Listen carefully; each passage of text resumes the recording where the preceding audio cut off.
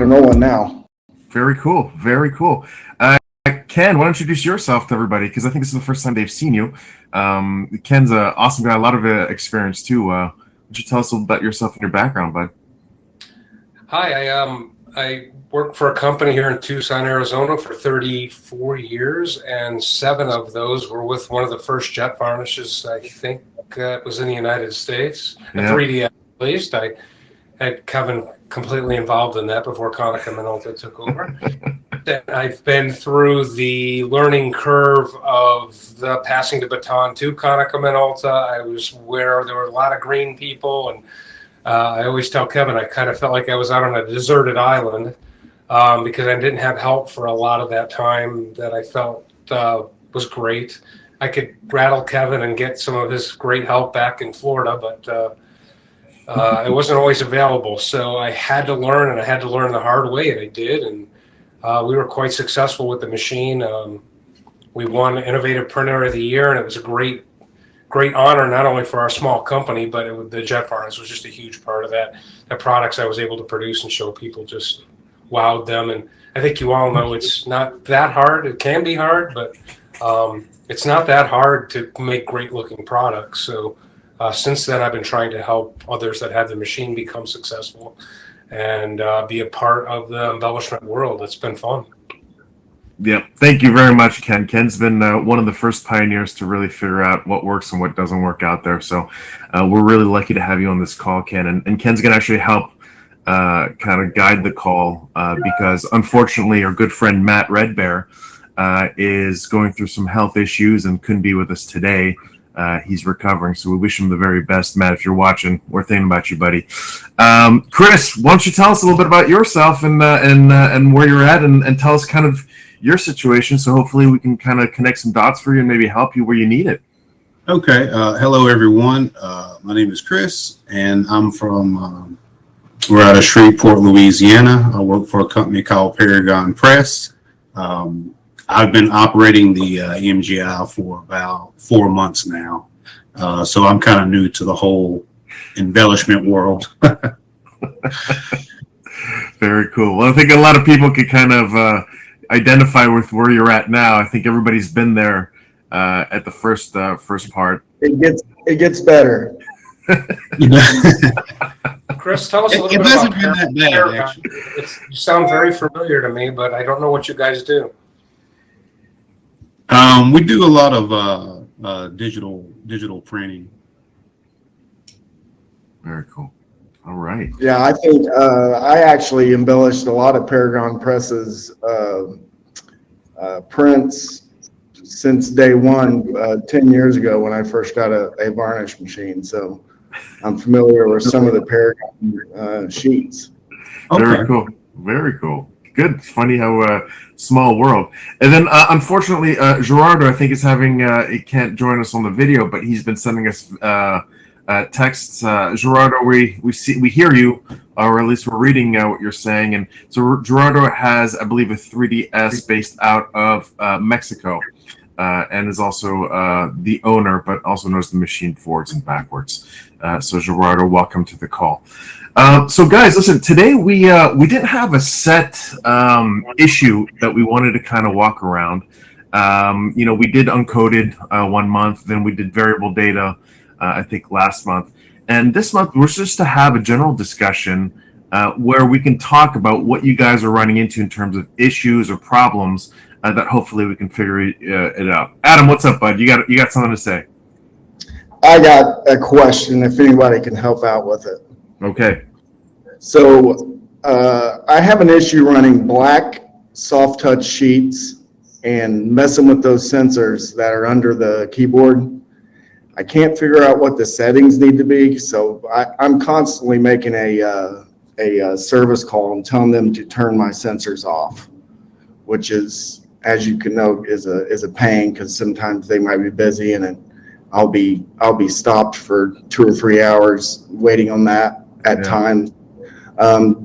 Does anybody have any experience on what maybe the settings would be to maybe a normal where I don't have to pull that panel off and change them all the time? Is it a double sheet problem, or is it a scanner seeing the edge of the sheet for the first time?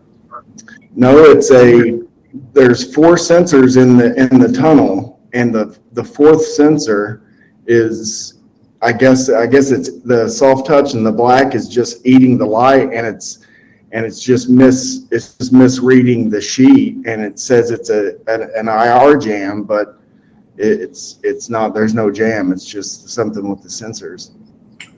So you're getting a false jam reading. Yeah. Yeah, I haven't ran into that issue yet. If it's just one sensor, certainly it should be able to be adjusted. All the other ones, it's clearing fine. Yeah, it seems like it's just sensor 4. Can you lie about the length of the sheet? Because sometimes the timing on the length of the sheet is what can trigger those sensors to go off. Yeah, if it doesn't get there in time, or it gets there too late. Exactly. Even though it's not, right. Right. So tell the press that the sheet is actually longer than it is, or shorter. Try both. I would think, yeah, either or there's certainly a little tiny sensitivity pot on the bottom of that sensor, but the end of that tunnel is extremely difficult to get to.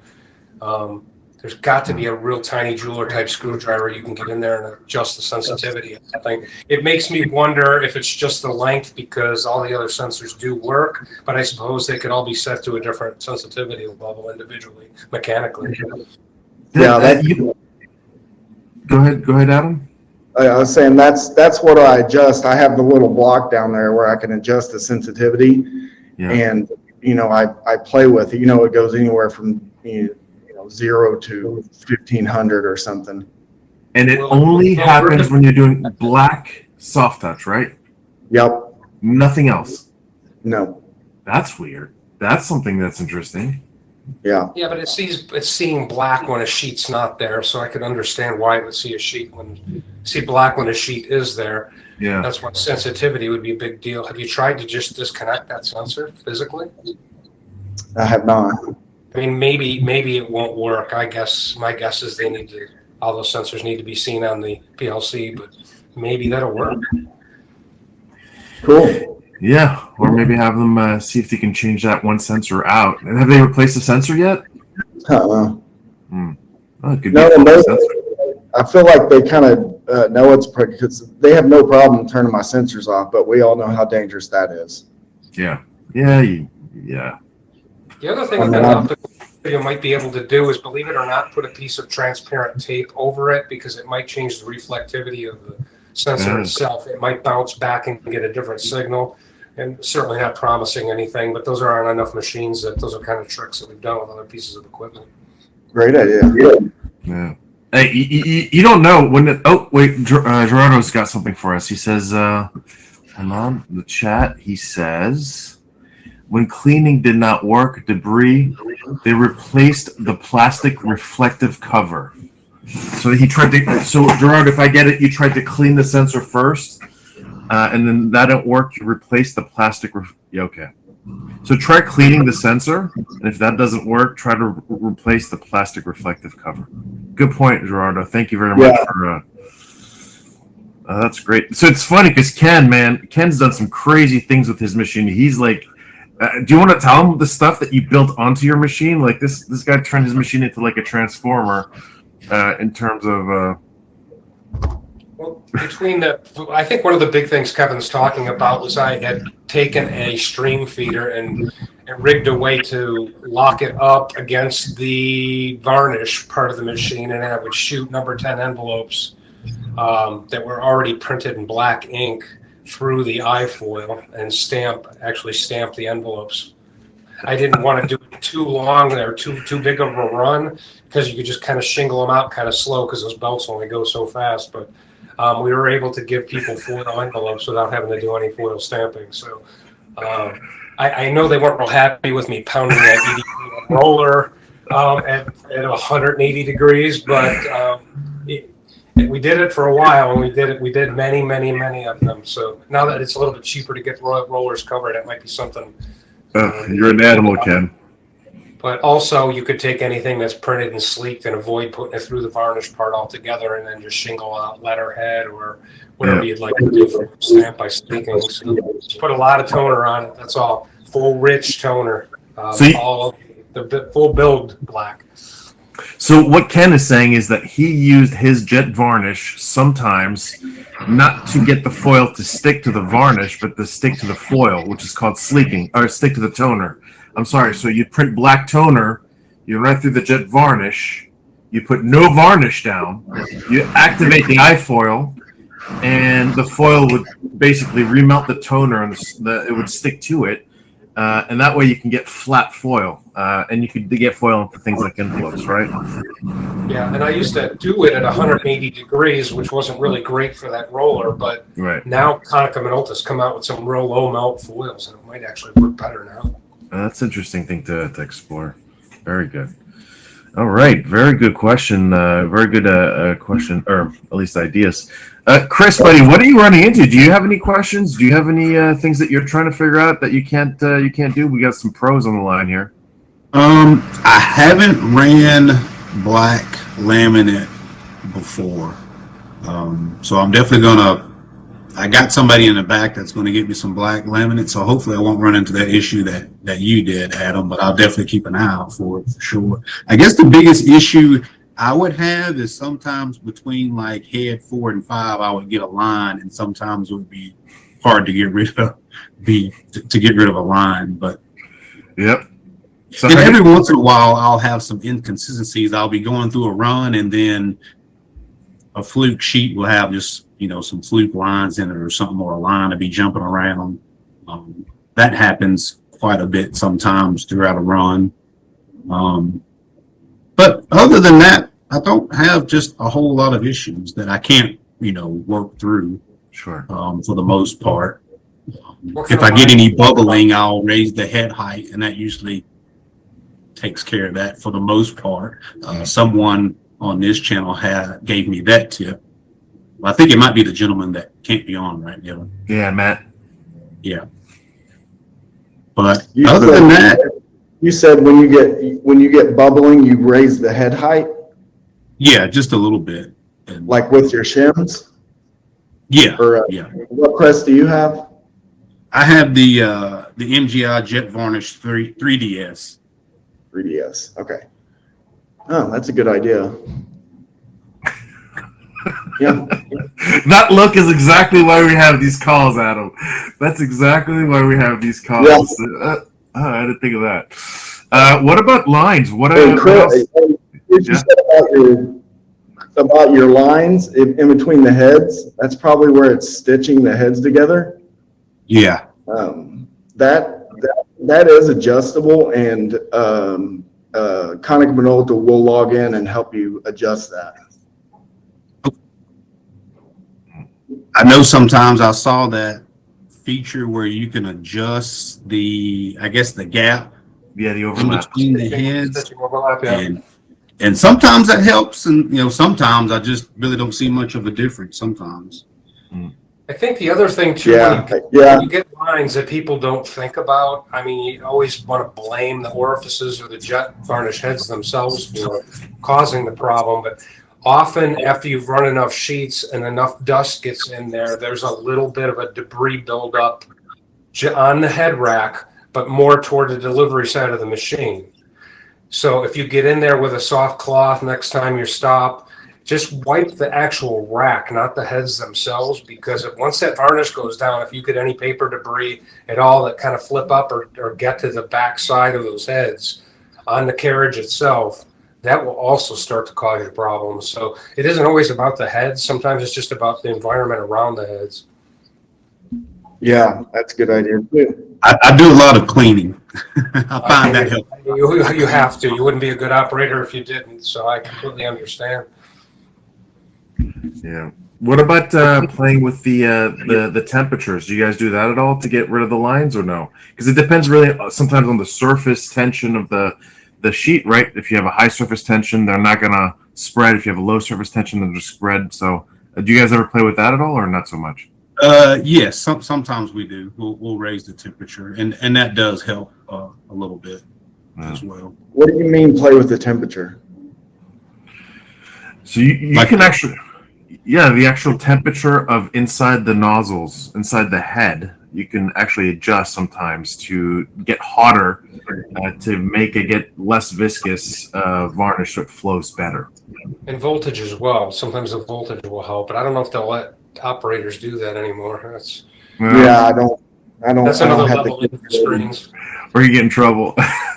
Yeah. The other thing too, always to keep in mind with lines is you can almost always flood the line out if you go up in varnish. I know you bid the job, you're at 43 microns, you don't want to use any more than you have to, but if you got to get through the tail end of the job, turn it up to 75 and just, eventually that liquid will come together and close that line out. So, But if I raise it too high, I'll lose detail. So absolutely. That's true. that's always a fight. I guess the biggest fight that I've had is on the tail end of my piece.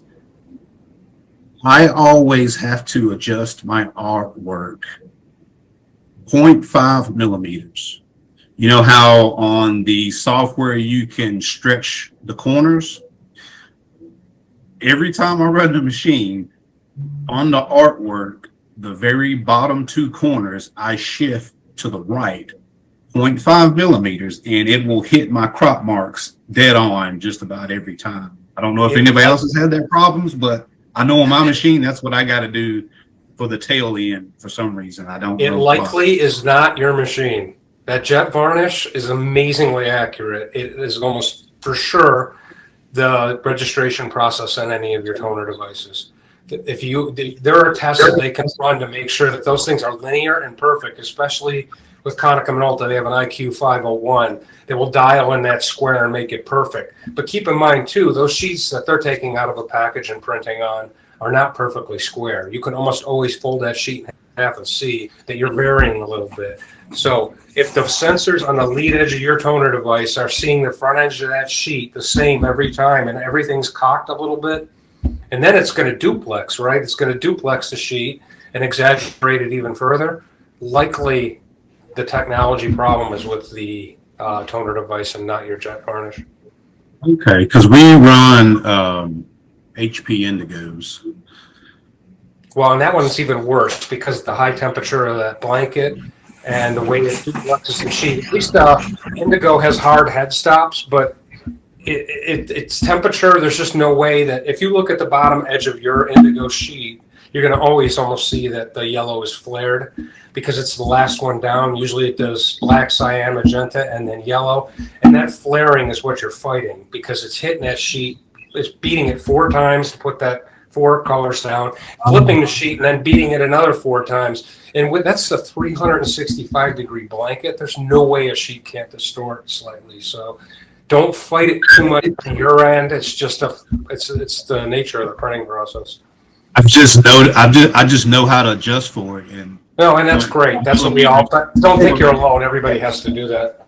okay. Hey Chris, have you ever played with your stretching on the whatever speed you're running at? Yeah, we've played around with the speed too. Well, there's in your settings because I've had to do that too, like where the tail end of my sheet won't be in register, but you can adjust that stretching. It's down in your settings, well, at least on my machine. Adjust the stretching to where it pulls it down another 4 pixels or how many ever pixels. And then once you do that, it's fixed for that speed indefinitely. The other thing that you can do too is your side guide that guides the sheet into the scanner. That has a little bit of a set screw and an adjustment too, and you can cock that slightly too. So every sheet is going in the same way and every one of them is crooked. It might be something to consider. You could just make a fine adjustment to that and see if it goes away. And that's in the feeder, you said? It's the guide on the feeder belt. So between your paper pile and between the scanner, you've got the green belt. You can adjust that rail on the side that plumbs up your sheet before it goes in.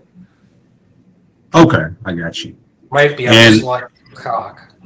And I've also noticed what we have to do is, especially if a sheet that's going through the machine that's been soft touch lambed or something, we always have to cut like 0.1 off the side edges to make it go through the machine real smooth. We find that that helps, and we do that on every job that gets any kind of laminate. We'll cut 0.1 off of each side. That's an awesome idea. Like each side of, you know, where the crop marks are. Seems to work. Awesome. I bet that probably helps relax the sheet a little bit too. Yeah, because you know how with that laminate sometimes, I guess it curls on the very edge of it, and sometimes it doesn't want to go through that feeder guide. Sometimes it'll just stop in there. But we notice if you cut off the edges, it goes through just fine. That's a smart idea. I had never heard of that. That's a great idea. Now you'll have to get you'll have to do an acquisition every time, which is I'm used to doing anyhow. So yeah, it'll go through just fine. Do you also realize you have a couple different weighted balls you can put in that feeder rail as well? There's heavier ones that'll help hold it down to the. There's glass ones, there's plastic ones, and I believe there's even metal. Steel. Yeah. Yeah. Yep. You're right. Get a little bit more push on that sheet if that causes you a problem. Okay. So are you doing that because you don't have a scanner? Yes, I have a scanner. Yeah. But if you know, since we cut off the edges, you have to get an acquisition to realign your artwork to what you're running. So It's a new file, basically. basically, yeah. Yeah. You guys run? I mean, other than the feeding, how about the curling to go into the engine? I know that a lot of different users I've seen around the world have used like different, like some people use fingers to keep the sheets down. What are you guys doing to keep the curl down when you go under the inkjet head so that you're not getting those head strikes?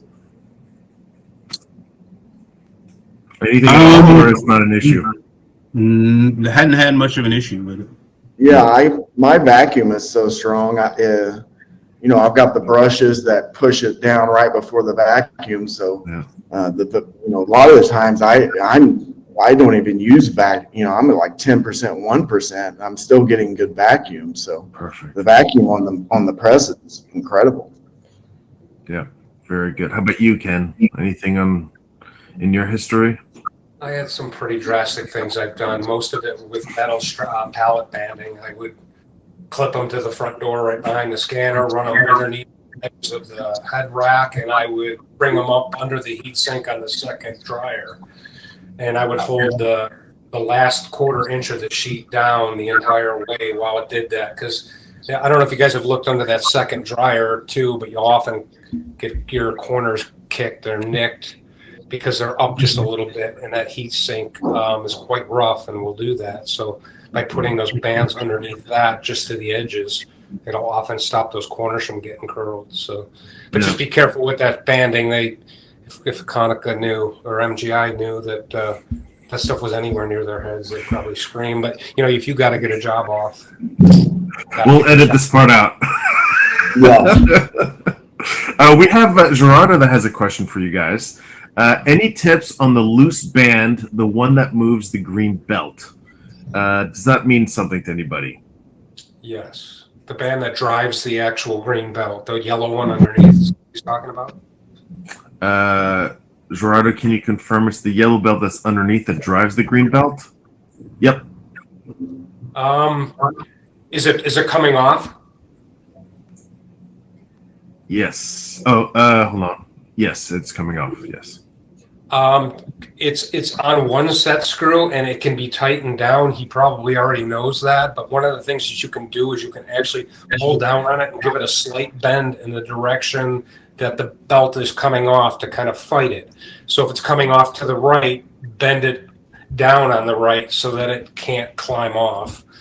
But usually it's a tension issue, but it's a known issue, and at some point a new belt will have to be put on because once they stretch, they kind of wander.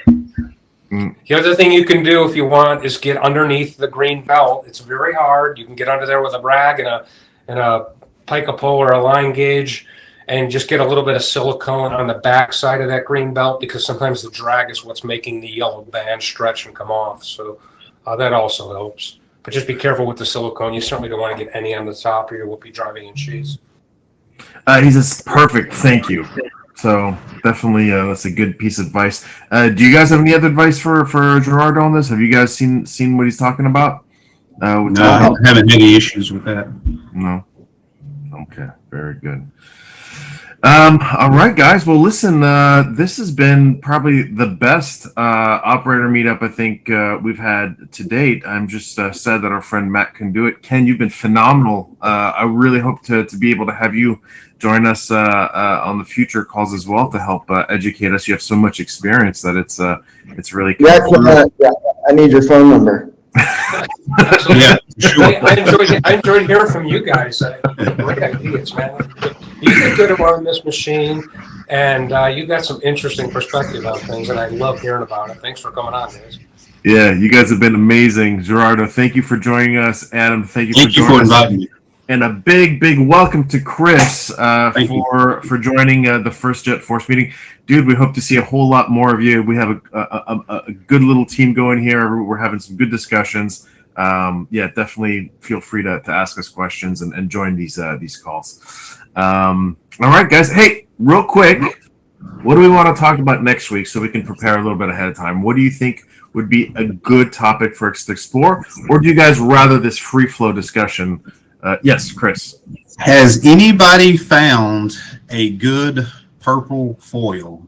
I'm here in LSU country, and if I could find a good purple foil, we could probably sell it pretty good. But we found a purple foil, but it just doesn't stick well. I'm not going to name where it's coming from or anything. Okay. Well, I think Adam has some ideas for you. Maybe you guys can connect, and he could send you some ideas of where to go. Foil would be a great topic for the next session, I think. Yeah, and Gerardo is saying Crown Roll Leaf has one that he uses or that he recommends. Yeah, I use Crown. I wouldn't call it a good one, but it's the only one that I think is out there. That's the one. Yeah. I've even tested trying to lay down pink foil and then that purple foil on top of it to see if I could even get some better adhesion, and it still didn't work. Well, if there's a demand for it, then we can, maybe there's you can ask some of these foil manufacturers what they have. I wish they had it, because we would certainly buy it.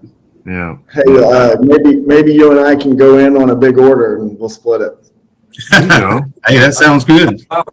Dude, Adam, that's a great idea. We should do that in the JETforce. We should get people together. Have you guys tried double foiling? Like, I think it's the gentleman that couldn't be on. I think he had a technique where he did the double foiling, and I tried it the other day. So I laid down some just solid gold foil, and then we tested some Crown foil that was like a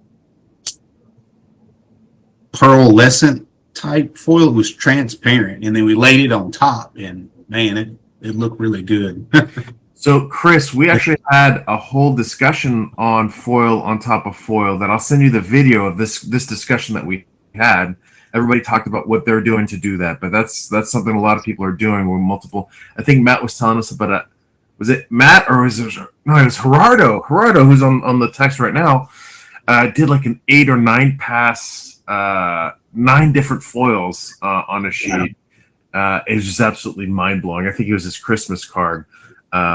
So yeah, I'll send you the video so you can check it out. Yeah, that'd be great. To chat with everybody we can. Gerardo is asking, maybe for next time we want to address foil adjustments and wrinklage. So I don't know if you guys are having that issue, but how to get rid of wrinkles in the foil side and how to set it up properly. So maybe that's something that we addressed. Next time. Yeah. Okay. Sounds great. Sounds good. All right, guys. Hey, you guys are awesome. Thank you so much for coming. It's been an absolute pleasure. We'll see you guys next month, hopefully. And don't forget, you guys have your group on the JETforce, so just ask each other questions. And you know what, Adam? I think there's an idea there where maybe we can get users to do grouped purchases of foil, so everybody can. That's a great idea. That's a very good idea. I just had to order 30,000 feet for something I needed, and I was just like, I only need 10. Right. Yeah. We are desperately looking for purple. Okay, very good. Great idea, Adam. Thanks everybody for joining. We will see you next week, and we'll see you on the site. Thank you, everybody.